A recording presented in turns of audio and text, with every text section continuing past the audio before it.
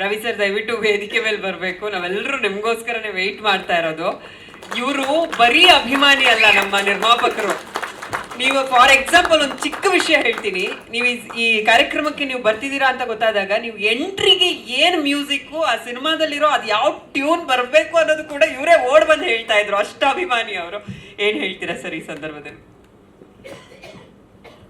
ಎಲ್ರಿಗೂ ನಮಸ್ಕಾರ. ನೀವು ಹ್ಯಾಪಿ ಬರ್ತೀರಾ ಸರ್? ನಿಮಗೆ ಹೇಳಲಿಲ್ಲ ನೀವು ನನಗೆ.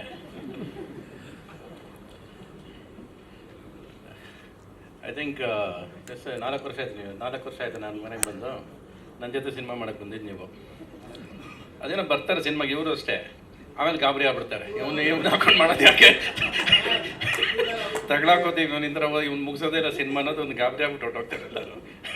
ಈಗಲೂ ಮೊನ್ನೆ ಕೇಳಿಬಿಟ್ಟಾದ್ರೆ ಯಾವಾಗ ಸರ್ ಮಾಡೋಣ ಅಂದರೆ ಮಾಡೋಣ ಸರ್ ಅಂತಾರೆ, ಗಾಬರಿ ಆಗ್ಬಿಟ್ಟು ಹೋಗ್ತಾರೆ ಅವರು. ಏನು ತೊಂದರೆ ಇಲ್ಲ. ಎಲ್ಲ ಬಹುಶಃ ನಾನು ಬಂದಿದ್ದು ನಮ್ಗೆ ಇವ್ರು ಬರ್ತಡೇ ಅನ್ನೋದೇ ಗೊತ್ತಿಲ್ಲ ಅವ್ರಿಗೆ. ನಾನು ಆ್ಯಕ್ಚುಲಾಗಿ ಬಂದಿದ್ದೆ 2 ಕಾರಣಕ್ಕೆ. ಒಂದು, ಸಿನಿಮಾ ಇಂಡಸ್ಟ್ರಿಯಲ್ಲಿ ಈಗ ಸದ್ಯಕ್ಕೆ ನಗುನೇ ಇಲ್ಲ. ಅಟ್ಲೀಸ್ಟ್ ಇಲ್ಲಿ ನಗ್ತಾ ಇದ್ದೀವಲ್ಲ, ಆ ನಗು ಹಂಚ್ಕೊಳ್ಳೋಣ ಅಂತಂದಕ್ಕೆ ಬಂದೆ ನಾನು ಇವತ್ತು. ನೈಸ್ ಟು ಸಿ ಒಂದು ಸಿನಿಮಾ ಥಿಯೇಟ್ರಿಗೆ ಜನ ಬರ್ತಿಲ್ಲ ಅಂತ ಅಲ್ವಾ? ಈ 3 ತಿಂಗಳಲ್ಲಿ ಎಷ್ಟು ಸಿನಿಮಾ ರಿಲೀಸ್ ಆಯ್ತು ಸರ್? 3 ತಿಂಗಳಲ್ಲಿ ಸುಮಾರು ಒಂದು 100 ಆಗಿರ್ಬೋದು. ಓಕೆ, ನೀವೇ ಸಿನಿಮಾ ನೋಡಿದ್ದೀರಾ ಸರ್ ಅದರಲ್ಲಿ? ನಾವು ಸಿನಿಮಾ 10. ಇನ್ನು 90 ಸಿನಿಮಾ ಏನು ಪಾಪ ಮಾಡ್ತೀವಿ ಸರ್? ರವಿಚಂದ್ರನ್ ಸರ್ದಲ್ವಲ್ಲ, ನಾವೇನು ಮಾಡೋಣ? ಇಲ್ಲಿರೋ ನೀವೇ ಸಿನಿಮಾ ನೋಡಿದ್ದೀರಾ ಮೇಡಮ್? ಅದು ಬಿಡಿ, ನೀವು ದುಡ್ಡು ಕೊಟ್ಟು ಸಿನಿಮಾ ನೋಡಿದ್ದೀರಾ? ಮತ್ತೆ ಯಾಕೆ ಜನಕ್ಕೆ ಬೈತೀರಾ ನೀವು? ಇಲ್ಲಿ ಕೂತಿರೋರು ಎಷ್ಟು ಜನ 100 ಸಿನಿಮಾ ನೋಡಿದ್ದೀರಾ ಹೇಳಿ ನೋಡೋಣ? ನೀವೇ ನೋಡಲ್ಲ ಕನ್ನಡ ಸಿನಿಮಾ. ಇನ್ನೂ ಜನನ ನೋಡಿಲ್ಲ ಅಂದರೆ ಏನು ಅರ್ಥ? ಅದು ಸಿನಿಮಾ ಚೆನ್ನಾಗಿದ್ರೆ ಜನ ಬರ್ತಾರೆ ಒಳಗೆ ಅಷ್ಟೇ. ಅದಕ್ಕಿರೋದು ಅದಕ್ಕೆ ನಾನು ಈ ಮೌಕ ಬೇಕು, ಅವ್ರು ಬೇಕು ಅವೆಲ್ಲ ಏನು ಇಲ್ಲ. ಚೆನ್ನಾಗಿದ್ದರೆ ನುಗ್ತಾರೆ ಅನ್ನೋದಕ್ಕೆ ಪ್ರೇಮ್ ಲೋಕನೇ ಒಂದು ಸಾಕ್ಷಿ ನಮಗೆ.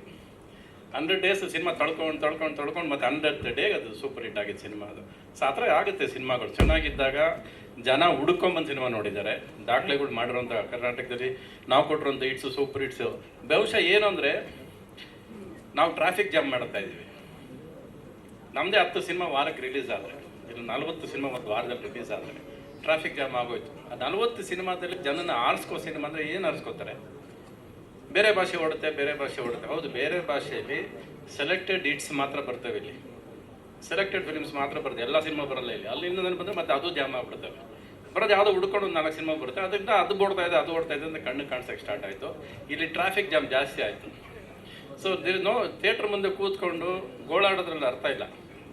ಜನ ಯಾವತ್ತು ಗೋಳಾಡಿದ್ರೆ ಸಿನಿಮಾ ನೋಡಲ್ಲ. ಸಿನಿಮಾ ಚೆನ್ನಾಗಿದ್ದರೆ ಅವ್ನು ಕೊಡೋ ಗೆಲುವು ಇದೆಯಲ್ಲ. ನಾವು 40 ವರ್ಷ ಆದ್ರಿಂದನೇ ಉಳ್ಕೊಂಡಿರೋದು. ಇವತ್ತವರೆಗೂ we are staying there because ಅವತ್ತು ಅವ್ರು ಕೊಟ್ಟಿದ್ದು ಗೆಲುವು ಇವತ್ತವರೆಗೂ ಹಾಡು ಕೇಳ್ತಾ ಇದ್ದಾರೆ. ಇವತ್ತಿಗೂ ಆ ಹಾಡನ್ನ ಕರೆಯುತ್ತೆ ಅಂದರೆ ಅದೇ ಕಾರಣ ಅಲ್ವಾ?